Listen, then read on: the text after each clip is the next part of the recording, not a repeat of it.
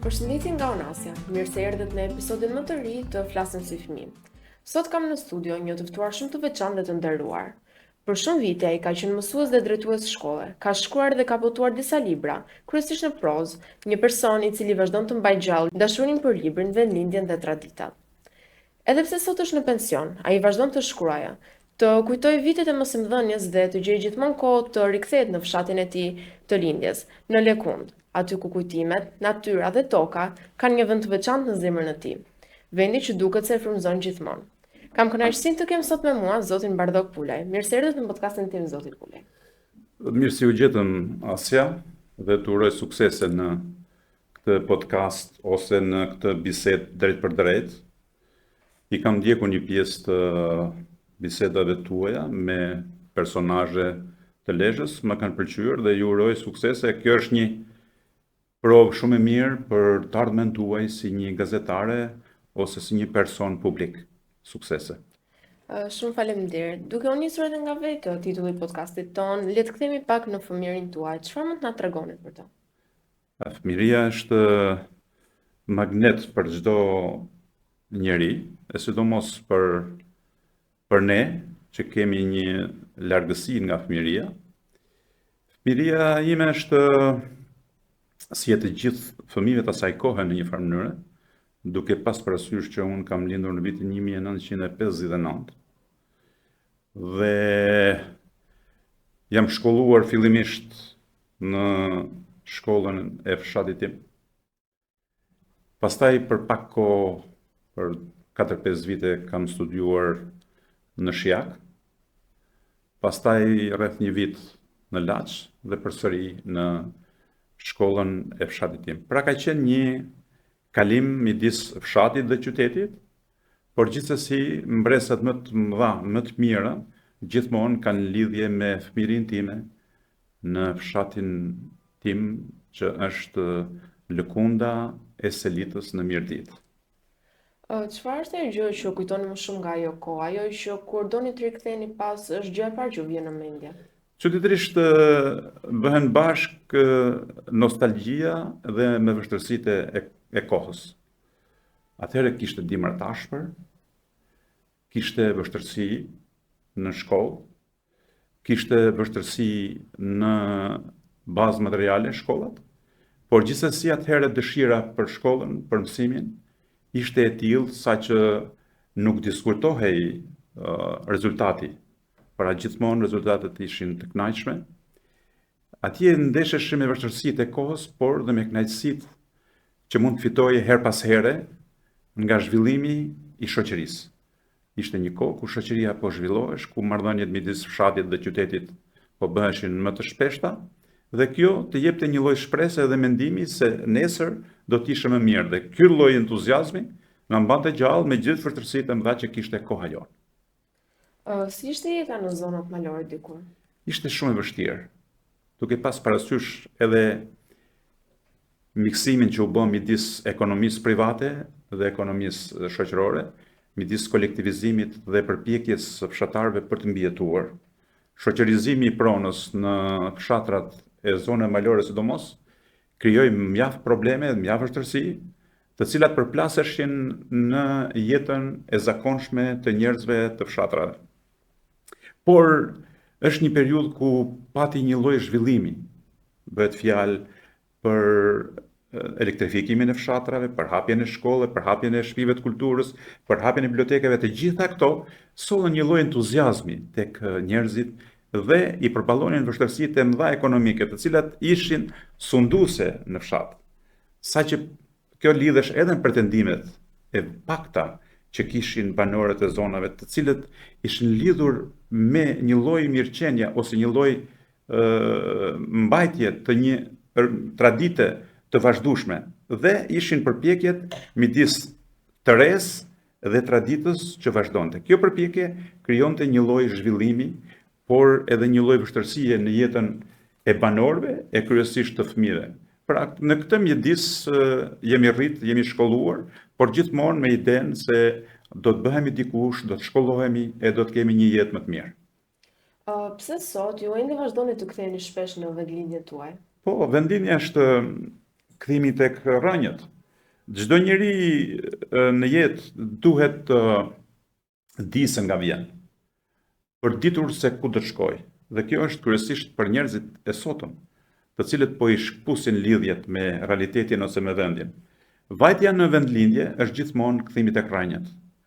Kthimi tek jeta që ke patur është një lloj nostalgjie, por në një farë mënyrë është edhe një rikthim tek natyra, tek vendet e bukura, tek ai egzotizëm që mbart gjithmonë natyra shqiptare, duke pas parasysh që Shqipëria është gjithmonë e bukur. E sidomos fshatrat tona ku kemi lind, janë gjithmonë tërheqëse dhe gjithmonë gjen atë paqen shpirtërore në raport me natyrën apo me gjithçka që ruan mali, fusha, fshati ku unë kam lindur. Çfarë ndjesje jep kur ndoshta punoni tokën apo shihni arat?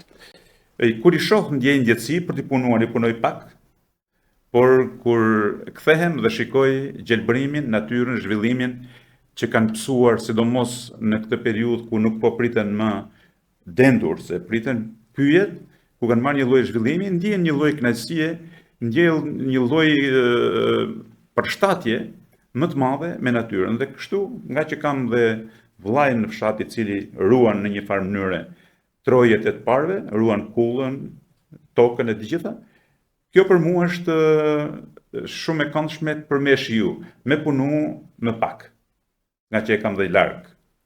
Çfarë ka të veçantë Lëkunda për ju? Lëkunda është një fshat i bukur në Selit.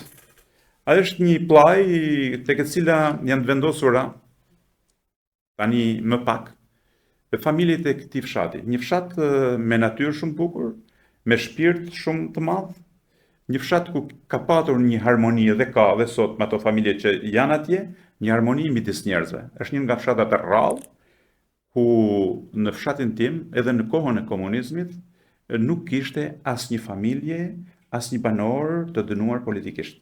Fal bashkëpunimit, raporteve miqësore, shoqërore që krijonin banorët e këtij fshati me njëri tjetrin. Duket sikur vendlindja juaj është një pjesë shumë e rëndësishme e jetës tuaj.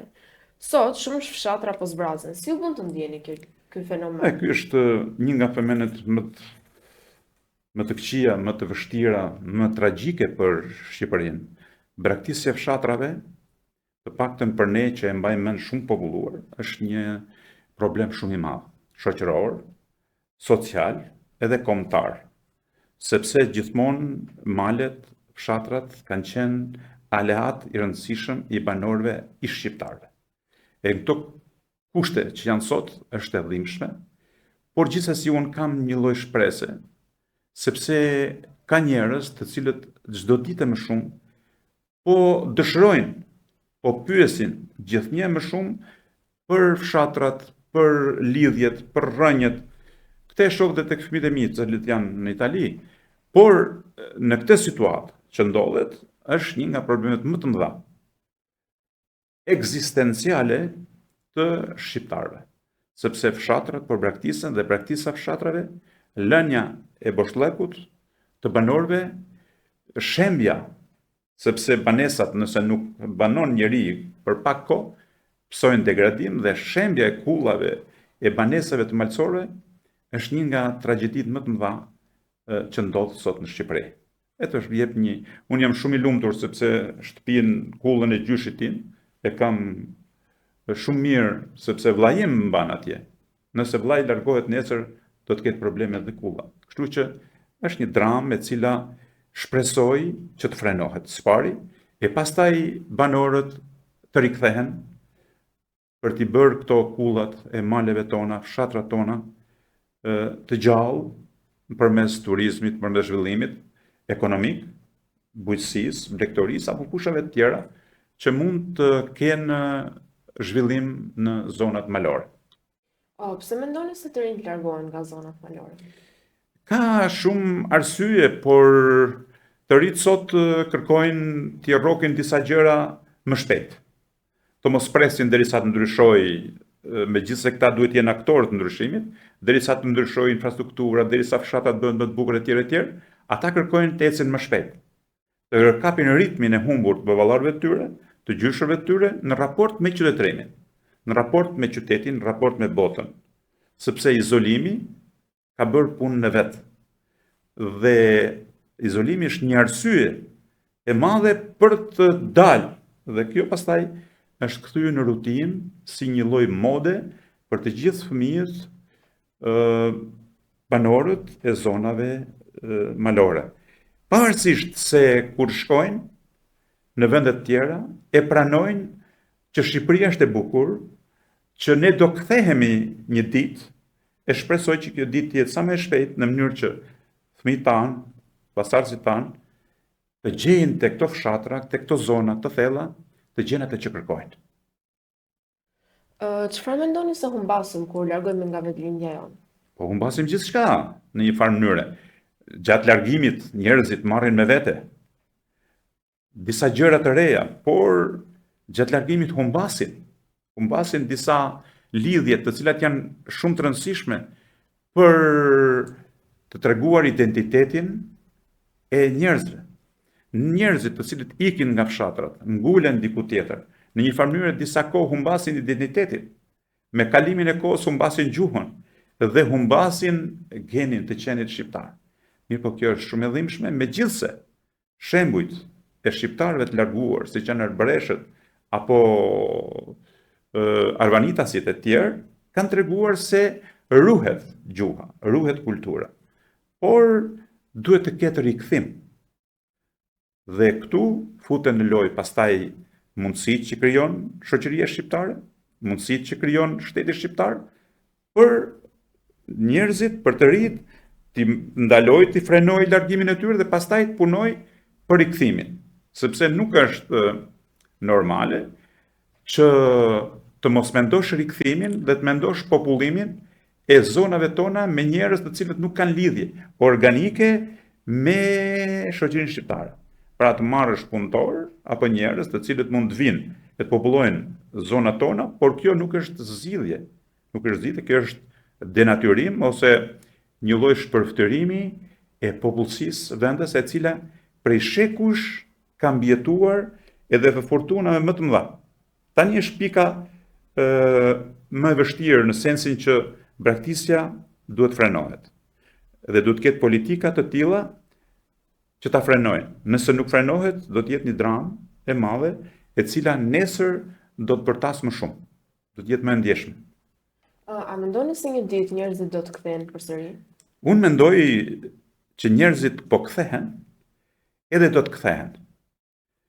Për shumë arsye, se edhe për një normalitet, njerëzit që kanë shkuar jashtë në Greqi, në Itali, në vendet ku janë më shumicë, kanë parë që gjërat nuk janë shumë ndryshe nga Shqipëria.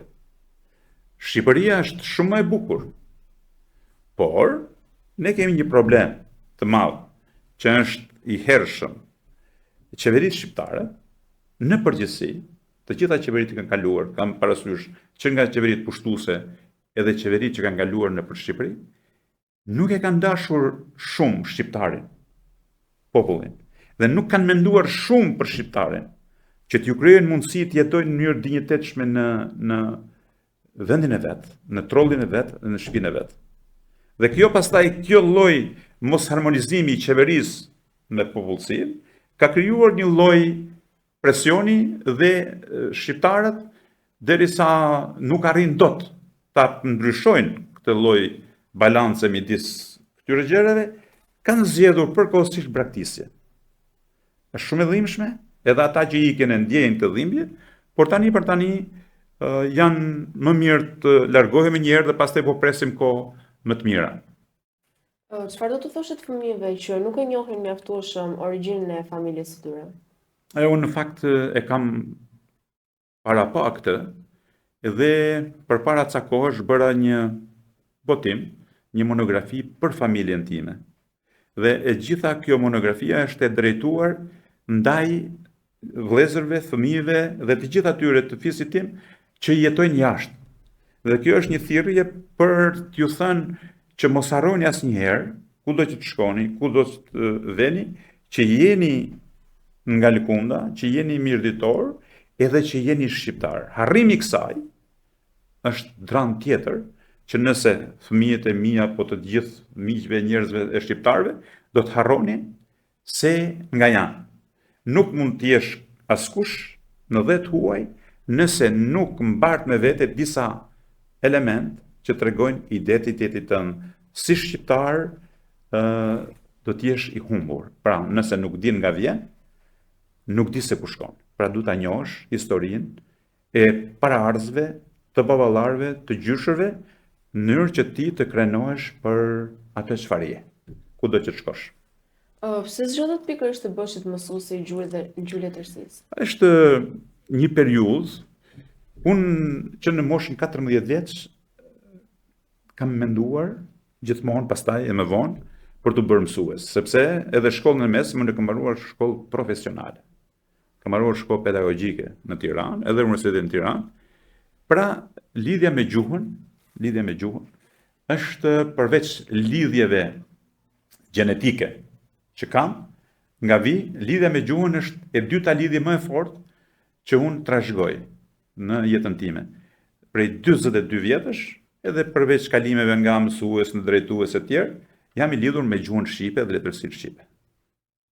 Çfarë ka pëlqyer më shumë gjatë viteve të mosëmdhënies? Ajo është një periudhë e gjitha e mbushur me pasion, me mision, me detaje që ka të bëjë me qindra nxënës, me qindra kolegë, mësues që kemi kaluar gjatë viteve 42 vite punë. Pra është një përvojë, është një mbushje e jashtëzakonshme pune, përpjekjesh, vështirësish, lodhjesh, për të përmbushur atë mision që ka një mësues, edukimin dhe mësimin e fëmijëve. Pra është një periudhë është me fat që unë gjithë jetën që në moshën 14 vjeç ja kam kushtuar shkollës, arsimit dhe dijes. Për ta shkëmbyer këtë me nxënësit, me kolegët, edhe me atë çfarë ka kërkuar shoqëria prej një mësuesi. A ju mungon puna si mësues sot? Normal, për një gjë që je mësuar ta bësh në mënyrë të vazhdueshme, në mënyrë rutinë, të mungon, por gjithsesi tani kohët ndryshojnë dhe e mbushim atë kohë që kemi me studime apo me lexime apo me kujtime të një kohe e cila ka qenë shumë e rëndësishme për zhvillimin e jetës time. A mund të më tregoni një moment emocionues nga koha kur keni qenë mësues, diçka që ju ka mbetur akoma në mendje? Po, është e mbushur me detaje. Mjafton të tregoj një detaj. Unë kisha një mësues, timin, në shkollë fillore, dhe rruga ishte me borë edhe me baltë. Ne shkonim rrugës nga fshatit e shkolla dhe bënim pucët, opingat i bënim pis me baltë. Një mësues i joni që vinte në njëjtën rrugë me ne, kur dilte para nesh, ai kishte çizme të lara, të pastra, pa baltë. Dhe unë nuk e kuptoja se si mësuesi im vjen në njëjtën rrugë me ne dhe ai nuk bëhet me baltë si ne nxënësit e tjerë. Ai asnjëherë nuk dilte para nxënësve, shkonte lante çizmet, nuk dilte asnjëherë para nxënësve me baltë. Por i pastronte në mënyrë që të ruante figurën e një mësuesi korrekt, të pastër e të tjerë. Edhe vetë pastaj, çfarë unë kam parë të mësuesit e mi, e kam trashëguar edhe në profesionin tim, për kujdesin ndaj nxënësve, për kujdesin ndaj punës, për kujdesin ndaj marrëdhënieve, janë shumë të rëndësishme këto dhe jeta e një mësuesi apo një drejtuesi si puna ime është e mbushur me detaje, me nxënës, me mësues, me kolegë, me prindër, të cilët kemi kaluar në jetën tonë të punës. A ka ndonjë libër që ka ndikuar në jetën tuaj? Po, libri është pjesa më e rëndësishme e punës së një mësuesi. Domethënë librat kanë qenë ato që na kanë mbushur në një farë mënyre jetën, por kanë mbushur dhe dijet. Në fund të jetës së një njeriu, të gjitha dijet fillojnë e fshihen, por dy gjëra nuk fshihen kurrë. E shoqërojnë gjithë jetën, që është edukimi dhe leximi. Janë edukimi që ke marrë në jetë dhe ato çfarë ke lexuar. Këto nuk zhduken kurrë nga mendja e një njeriu. Janë të lidhura shumë ngushtë me të. Pastaj letërsia shqipe, duke pas parasysh që letërsia rilindjes në atë periudhë ishte një lloj letërsie e cila na ushqente, e na rriste patriotizmin, dinjitetin e tjerë, kanë qenë ushqimi i vazhdueshëm. Pastaj letërsia botërore, duke filluar që nga antikiteti e deri te letërsia moderne që zhvillohet sot. Ka qenë e pa ndalshme, bashkëshoqëruese e vazhdueshme e punës së një mësuesi, sepse një mësues pa librin pranë, ai nuk mund të jetë mësues në mënyrë të vazhdueshme. Çfarë mendoni se e bën një mësues të paharrueshëm? Është komunikimi dhe dashuria që ka për profesionin dhe sidomos për nxënësit. Nëse nxënësit e kuptojnë që mësuesi i do, i respekton, nuk i diferencon, ata e duan gjithë jetën, sepse mësuesi nxënësit në përgjithësi, mësuesin e shohin vërtet siç thon prindi dytë, por mësuesi nganjëherë është më i rëndësishëm se prindi. Nxënësit, mësuesit i besojnë në pa ekuivok. Pra e respektojnë dhe duan. Dhe fjala e mësuesit është ligj për shumë nxënës, deri në një farë moshe. Pastaj nxënësit bëhen, duke ecur në jetë, bëhen edhe më të pavarur, edhe më të lirë në zgjedhjet që mund të bëjnë në jetë. Por orientimi i mësuesit është shumë i rëndësishëm. Unë e kam provuar se çfarë bëjnë nxënësit përmes fjalës mësuesit. Se si orientohen, si lexojnë, çfarë lexojnë, kur një mësues i mençur i udhëheq ata në rrugë. Gjithmonë. A ju kujtohet dita juaj e parë si mësues? Unë është ditë e largët e vitit 1983. Është dita e parë, ka qenë në shtator, kur domethënë futesh nga auditoret në një vend ku ti duhet të marrësh në dorë fatet, dijet, udhëzimet për një grup njerëzish që ti duhet i mësosh. Pra, që aty kam ndjerë peshën, që ditën e parë kam ndjerë peshën e madhe, çfarë duhet të thotë një mësues, çfarë duhet të bëjë një mësues.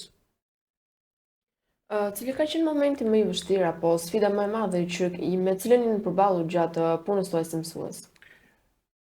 Po, sfidat kanë qenë të mëdha, por sidomos në vitet e mbrapshta, i quaj unë, vitet 97, 98, shkolla ishte një problem i madh. Nga që shoqëria ishte në një farë mënyre kishte humbur një lloj orientimi, këto erdhën dhe u shkarkuan edhe në shkollë. Elemente rrugaçërisë, përplasjes midis mësuesve dhe nxënësve tjerë, krijoi një lloj gjendje ku duhesh një lloj politike ndryshe nga më parë. Pra ishte politika e sjelljes, e komunikimit dhe e gjetjes pikave dobta të nxënësve për t'i mbajtur në ato elemente të cilët ishin të mos dilnin, agravonin sidomos në konfliktet fizike midis njëri tjetrit dhe pra është mbushur jeta e një mësuesi, është mbushur me detaje, me elemente të cilët me nxënës që duan mënyra të ndryshme komunikimi, takte të ndryshme, komunikim të ndryshëm, mësim të ndryshëm. Pra një mësues që kupton larminë e klasës, larminë e nxënësve, dallimet midis nxënësve, arrin sukses. Se jo të gjithë nxënësit duan të njëjtin takt, duan të njëjtin metodë, duan të njëjtin shpjegim, të njëjtin komunikim. Kuptimi i kësaj dhe harmonizimi sipas nevojave të nxënësve të jep sukses. E unë shpesh e kam bërë dhe kam qenë rezultativ në komunikim me nxënësit. A mund të më tregoni për zotin Bardok Pule si një shkrimtar? Shkrimtar është fjalë e madhe. Unë jam një njeri që dua letërsinë. Një njeri që është marrë shumë me leximin, e për arsye të profesionit, të mësuesit letërsisë, por dhe pasionit. Edhe kur lexon, nganjëherë rrekesh edhe t'i hedhësh këto shënime, detaje, t'i hedhësh në shkrimet e tua, të bësh rrëfime apo ndjesi të cilat të shoqërojnë gjatë jetës. Dhe unë kam bërë sprova të kësaj natyre, por fjala shkrimtar është e madhe.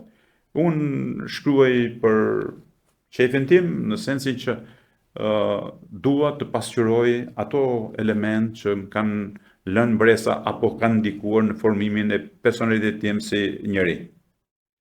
Çfarë është ajo që ju frymëzon më shumë kur shkruani? Në farë mënyrë jam i lidhur me jetën e fëmirisë time, me një lloj natyre e cila ishte shumë ndikuese mbi formimin tim. Unë kam lindur në një zonë minerare, ku kishte minerale, kishte minjera, ku punonin pothuaj të gjithë fshatarët e zonës. Dhe vetë kam punuar rreth 2-3 muaj në pushimet verore për të siguruar lek për shkollën, nga që isha student, dhe atje kam parë heronjtë e vërtet të kësaj bote, që ishin minatorët. Dhe një pjesë e mirë e letërsisë time, asaj pak proze që unë kam shkruar, ka të bëjë me minjerën, me përpjekjet dhe me heroizmin e njerëzve të cilët e donin atë dheun, e donin Shqipërinë, duke rrezikuar edhe jetën e tyre. Dhe kjo ka ndikuar, ka lënë gjurmë në formimin tim, pra imazhin e minatorëve, imazhin e malësorëve, imazhin e njerëzve që punonin në atë vend, unë ende i kam të skicuara dhe her pas here përpiqem t'i rrëfej sipas mënyrës time. Pse shkruani pikërisht në prozë? Po proza më duket më thjesht, sepse arti është i vështirë, por më duket se proza t'jep më shumë liri për të shpreh ndjesitë, për të krijuar një marrëdhënie më të ngushtë me atë çfarë ke përjetuar, ose atë që ke parë dhe reflektohet në mënyrë të drejtë për drejtë mbi natyrën tënde apo mbi kohën në të cilën ne jetojmë. Është shumë e rëndësishme ta sjellim vështirësinë, heroizmin e njerëzve tanë në ditët e sotme për të kuptuar se nga vinë. Sepse jo të gjitha gjërat janë bërë vetijut, por kanë dashur një sakrificë njerëzore, gjithçka është ndërtuar mbi sakrificën njerëzore, mbi mundjen, mbi djersën, madje edhe mbi gjakun e disa njerëzve që kanë sakrifikuar gjithçka që Shqipëria të ndërtohet.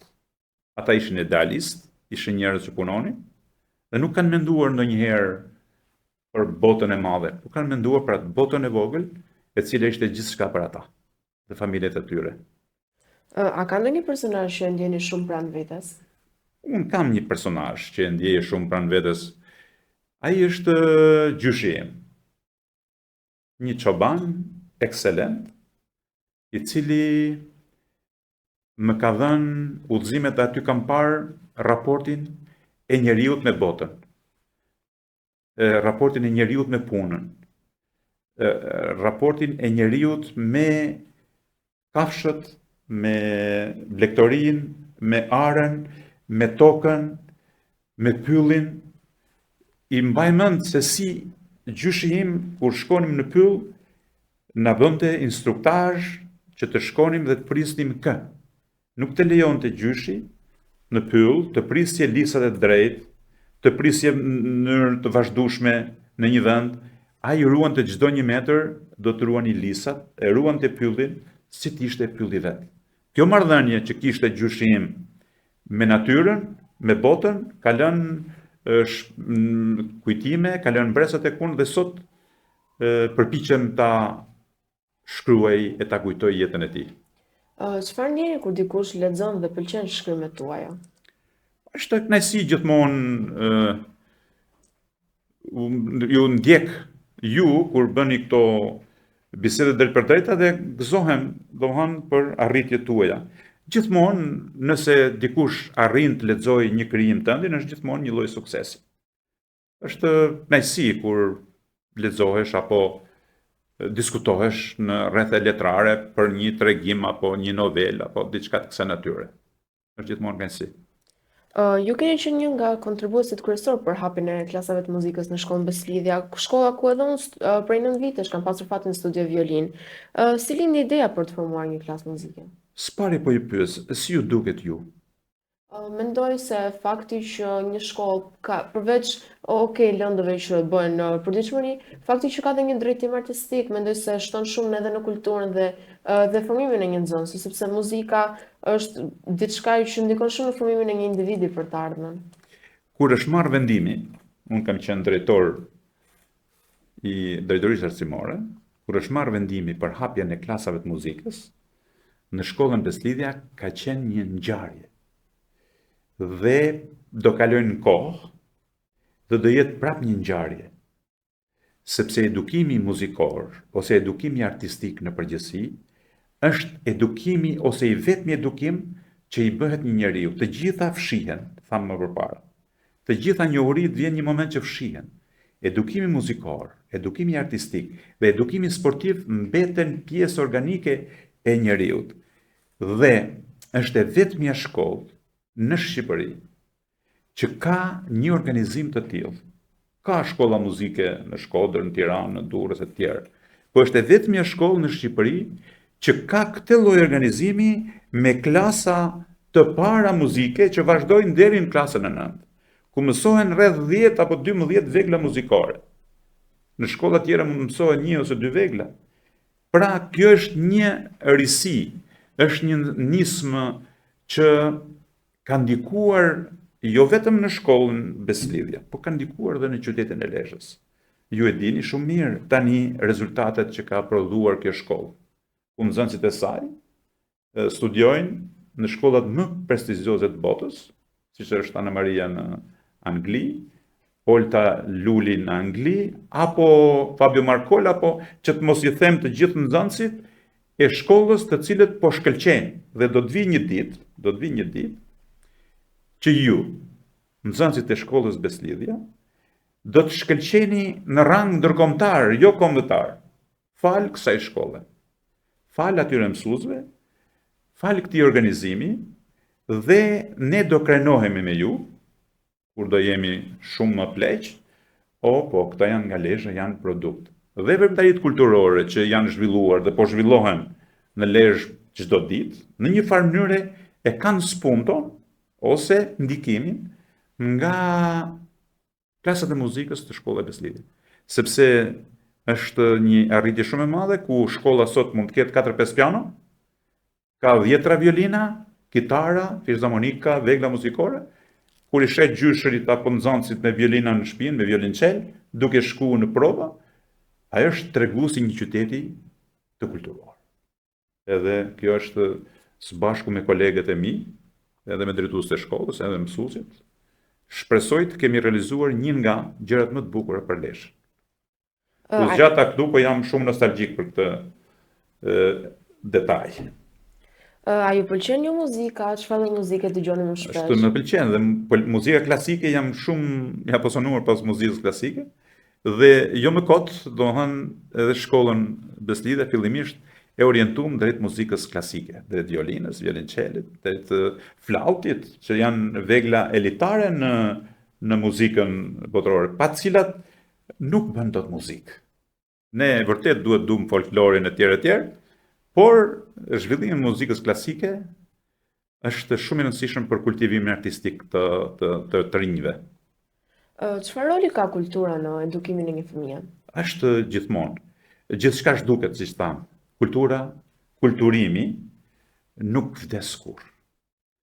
Pra, vetëm rritet dhe një fëmijë, një nxënës, i cili ka lexuar librat artistik, që në moshë të vogël, që në pati hyrë në klasë parë, e në vazhdimsi, kur libri është pjesë organike e jetës tij, kur muzika është pjesë, siç jeni ju violinë, ju mund mos bëheni violiniste, por ju nëse nesër do të jeni gazetare apo mjeka apo diçka tjetër, pasi të lodheni në punë, për të çlodhur, do merrni violinën dhe do të luani një pjesë dhe kjo do të ishte një mrekulli për ju, për shoqet tuaja. Dhe kjo është kultura dhe kjo është kultivimi artistik i njeriut.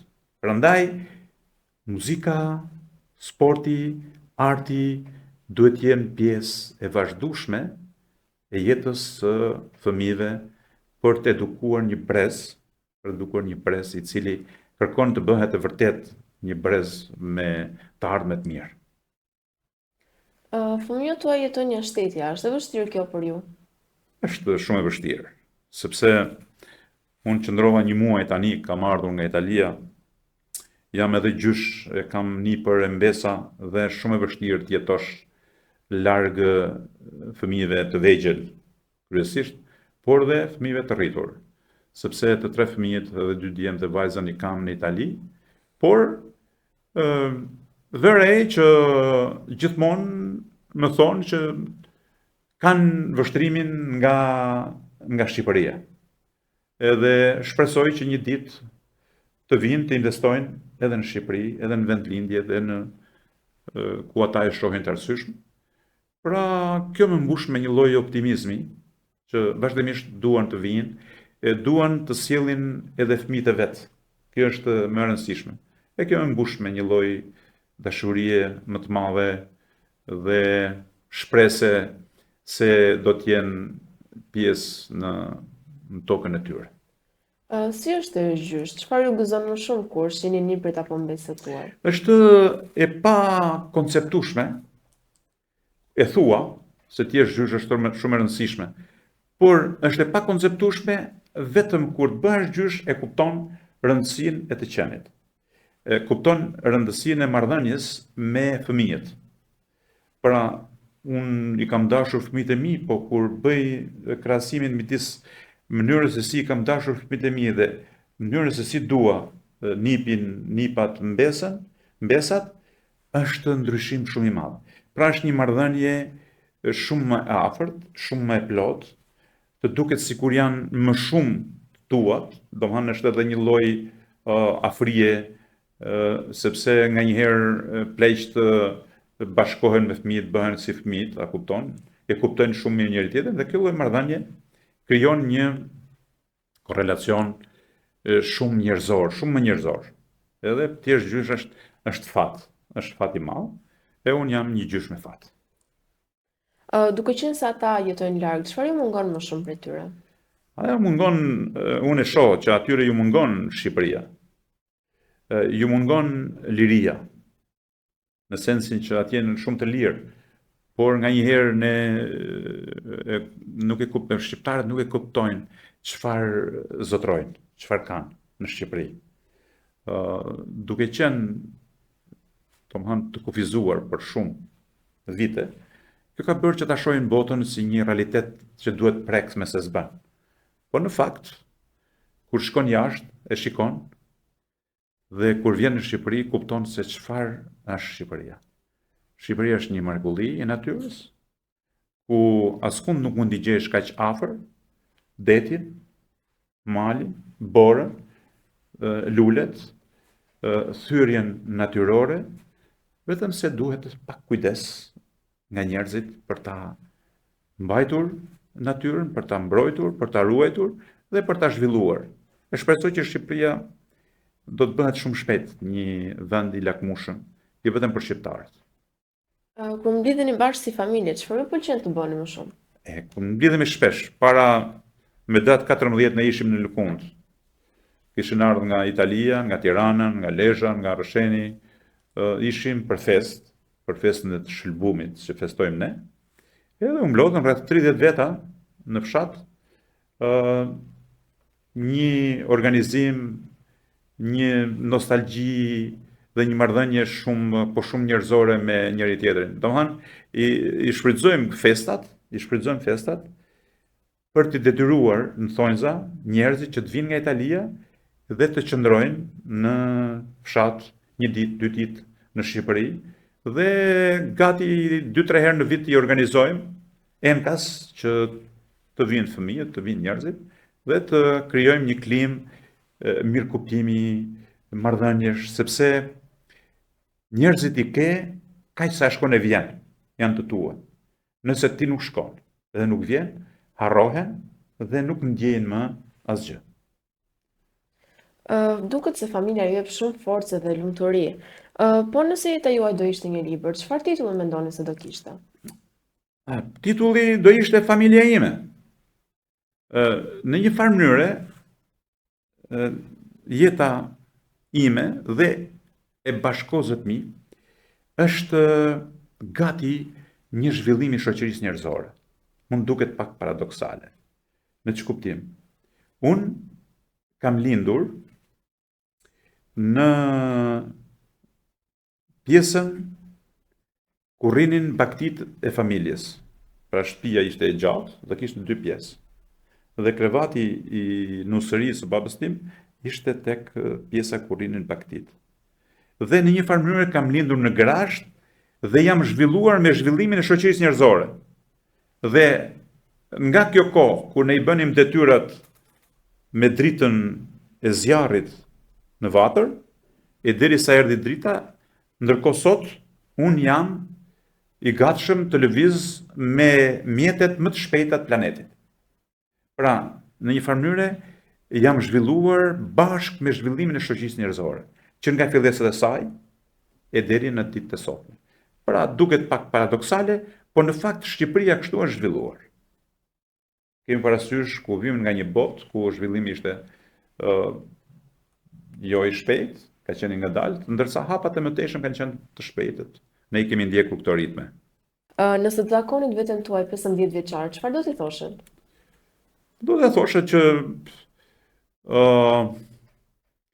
duhet të zhvillonte disa aftësi, të cilat të ishin përshtatshme me tregun, me kohën. Megjithse atëherë kur unë isha 15 vjeçar, ishin të kufizuara kohët.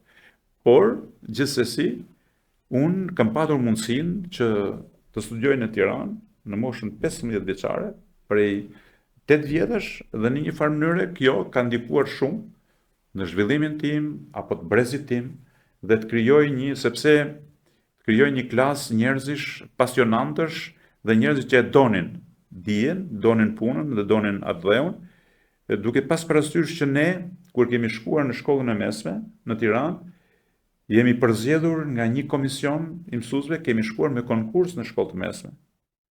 Dhe atëherë, domethënë gjithë klasa ishte produkt I nxënësve cilësor.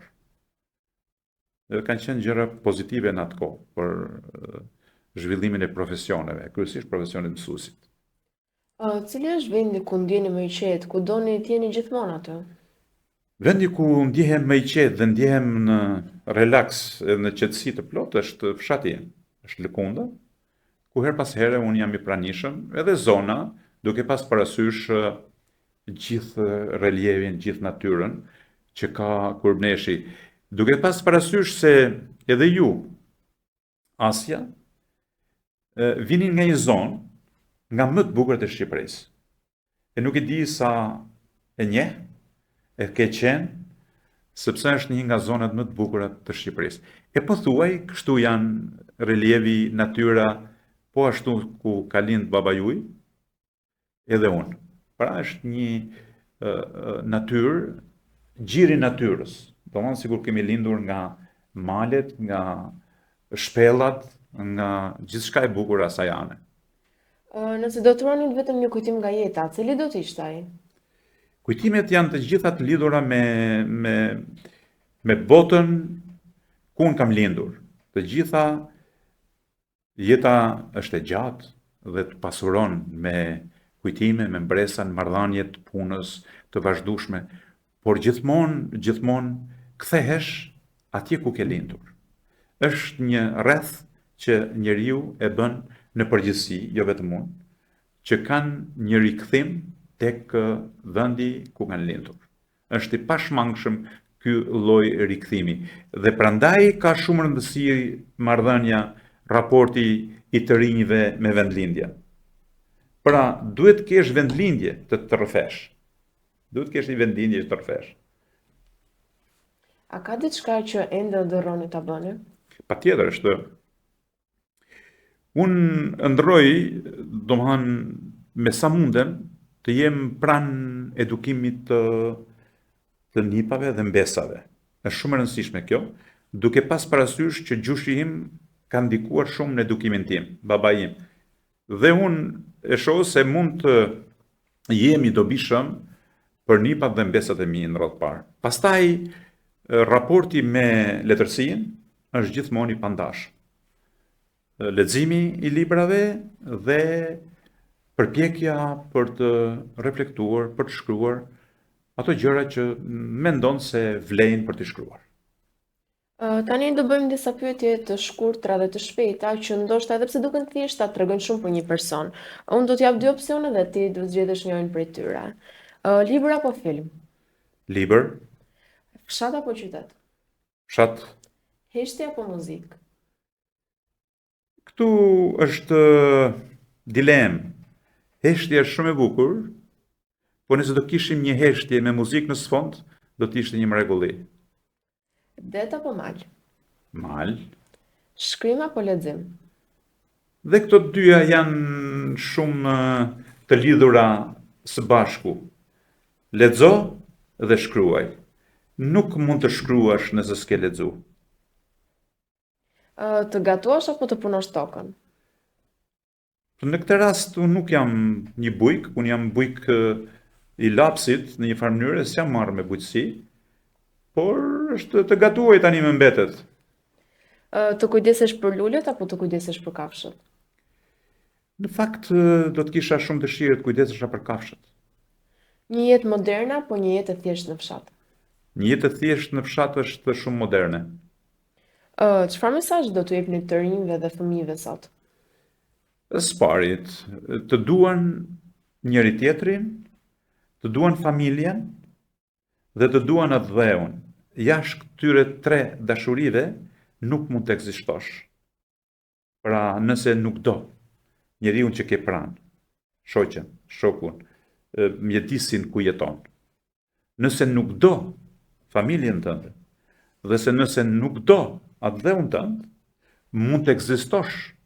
Mund të bëhesh 100 vjeç, por nuk ke identitet. Pse është e rëndësishme që ne të lexojmë? Nuk ka rrugë tjetër për mbushjen shpirtërore dhe të dijeve të njeriut përpos leximit. Dhe këtë unë e kam praktikuar me nxënësit. Kam bërë një projekt ku nxënësit e një kohe, nga klasa e parë deri në klasën e 5, kanë lexuar libra të programuar, të blerë në panairin e librit. Dhe nxënësi më i mirë për 5 vjet ka lexuar 300 libra. Nxënësi më i keq ose më i keq më i dobët, domethënë në lexim, ka lexuar 50 për 5 vjet.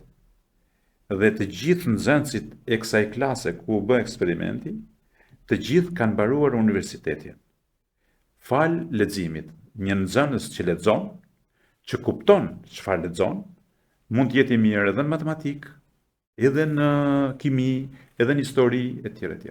Pra është e lidhur gjithçka me leximin. Dhe nxënësit që arrin në kontakt me librin do të jenë pa diskutim të suksesshëm. Dhe unë kam parasysh, kur them librin, kam parasysh fletën. Pra aromën dhe fshfërimën e fletës së librit.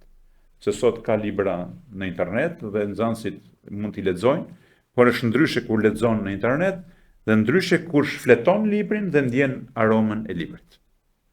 Çfarë do të thoshte të rinjve që duan të shkruajnë? Është gjë më e mirë që mund të bëjnë. Nganjëherë njerëzit nuk e dinë aftësinë e tyre dhe kanë një lloj ngurimi për t'u shfaq, për t'u treguar. Fakti që ju sot drejtoni një bisedë të drejtë për drejtë me personalitete apo njerëz të ndryshëm që shoqërisë tonë, kjo tregon se gjithçka është e mundur. Mund të keni hezituar në fillim, po unë se bëj dot, siç mund të bëjnë shoqet tuaja, po unë nuk di të krijoj, të gjithë njerëzit po sprovuan nuk mund të bëjnë asgjë. Pra të rinjt duhet të provojnë. Duhet ta vënë veten gjithmonë në sprova të vazhdueshme në fusha të ndryshme. Arti i të krijuarit është universal, është i gjithanshëm. Mund të krijosh jo vetëm letërsi, por edhe në fusha të tjera, në muzikë, në arte, në skulpturë, në objekte, në gdhendje, është fushë pafund. Mjafton që të zbulosh aftësinë që ke. Dhe për ta mbyllur, pse nuk do t'i harrojmë kurrë vendlindjen dhe rrënjët tona?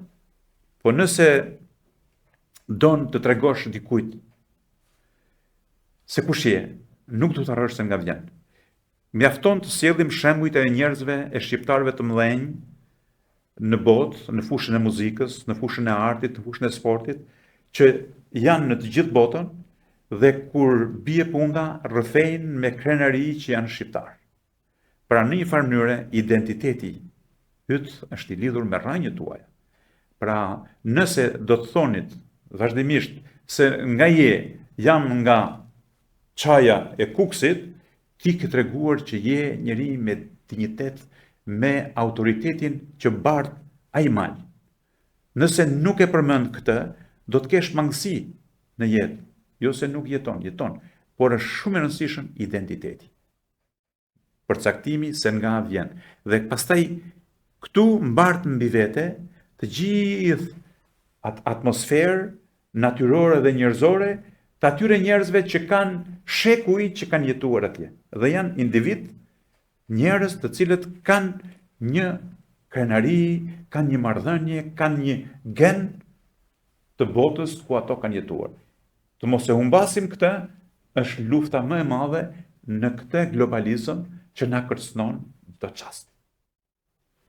Shumë faleminderit për fjalët dhe mesazhet e bukura zoti Pulaj. Ky ishte takimi ynë për sot dhe shpresoj që t'ju ke pëlqyer parë sa edhe mua. Faleminderit shumë që ndat me ne kujtime, histori dhe mendime kaq të bukura. Ju falenderoj. Në fakt nuk e kisha menduar se do të rrëfehesha kaq gjatë.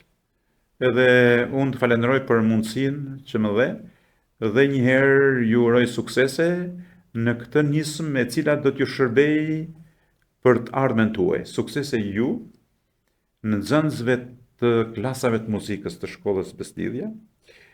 Kam qenë shumë i kënaqur me rezultatet që keni arritur në konkursin kombëtar si shkollë, ju kam ndjekur në mënyrë të vazhdueshme. Dhe kjo tregon se shkollat tona mbajnë brenda vetes energji, dije dhe nxënës që po krijojnë një lloj besimi. Unë gjithmonë jam besim plot që shkollat tona kanë kapacitete, formojnë nxënës me dije, me kulturë dhe kjo është një shpresë për të ardhmen. Faleminderit shumë. Faleminderit edhe ju që ndoqët flasim si fëmijë për sot. Mos harroni të bëni like, subscribe dhe të ndiqni edhe episodet e tjera. Së bashku me miqtë tuaj. Mirupafshim deri në episodin tjetër.